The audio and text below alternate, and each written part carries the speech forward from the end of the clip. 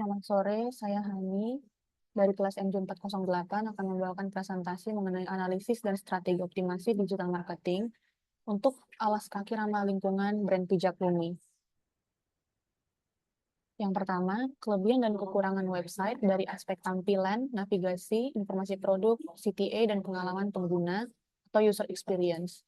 Yang pertama, aspek tampilan visual. Kelebihan, website ini menampilkan estetika visual yang sangat kuat dan konsisten.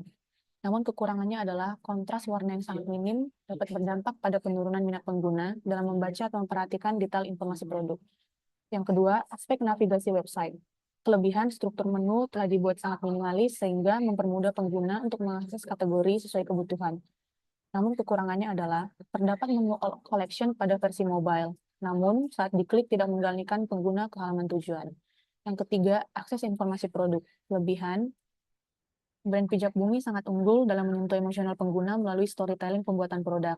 Namun kekurangannya, keterangan informasi hanya tersedia dalam bahasa Inggris.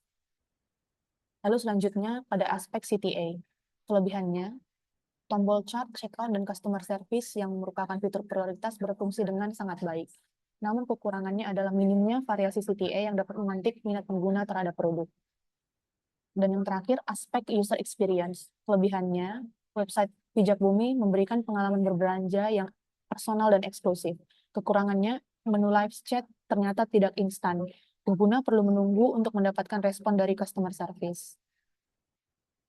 Lalu, rekomendasi perbaikan untuk meningkatkan branding dan konversi penjualan. Yang pertama, strategi untuk branding dan inbound marketing.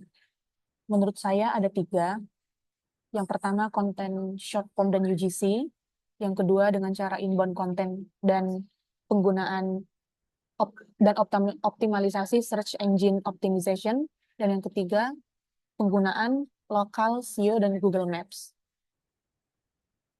Lalu untuk strategi konfirmasi dalam konversi penjualan atau strategi performance, konversi dan retensi, menurut saya dapat dilakukan dengan 3 hal juga. Yang pertama, menggunakan paid ads dan melakukan retargeting.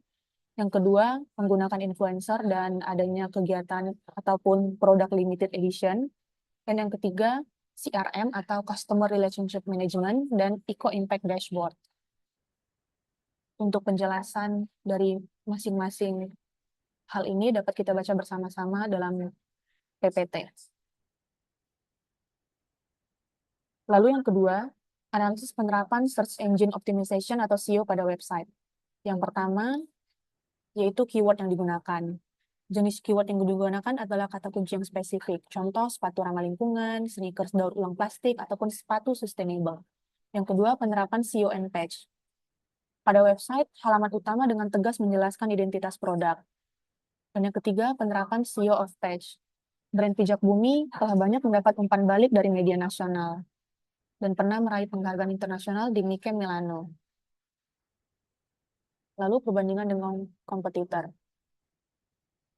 Target kata kunci produk dari brand Pijak Bumi sudah sangat spesifik dan berbasis value, sementara kompetitornya masih bersifat massal, komersial, dan berbasis volume tinggi. Dalam PPT telah saya lampirkan tabel yang membandingkan website Pijak Bumi dengan website lainnya. Untuk website lainnya atau kompetitor, saya menggunakan pembanding website dari brand Aerostreet.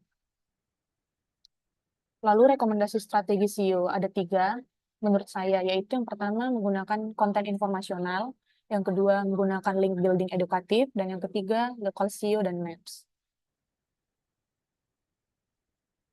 Yang ketiga, rancangan strategi digital advertising menggunakan Facebook ataupun Google Ads. Yang pertama, untuk tujuan dan target audiens. Tujuannya adalah memperkenalkan nilai unik dari sepatu ramah lingkungan. Untuk sekaligus mendorong pengunjung untuk segera menyelesaikan transaksi checkout. Audiens yang disasar adalah masyarakat dalam rentang usia 21-40 tahun yang berminat pada produk lokal, eco-friendly living, dan pengguna aktif Facebook serta Google. Lalu untuk jenis iklan, dalam hal ini saya menggunakan Google Ads, yakni teks sponsor di baris teratas hasil pencarian Google yang berbasis pay per click untuk menangkap niat beli yang tinggi. Keunggulannya dari penggunaan Google Ads ini adalah menempatkan brand secara langsung di depan calon pembeli sebelum mereka melihat hasil pencarian yang organik. Lalu indikator keberhasilan yang akan dicapai. Yang pertama CTR atau click-through rate, targetnya di atas 1,5 sampai 2% untuk mengukur seberapa menarik visual dan pesan iklan bagi audiens. Yang kedua, ROS, Return on Ad Spend, saya menargetkan minimal 4 kali lipat. Jadi misalnya untuk pengeluaran iklan 1 juta, maka menargetkan pendapatan penjualan minimal sebesar 4 juta.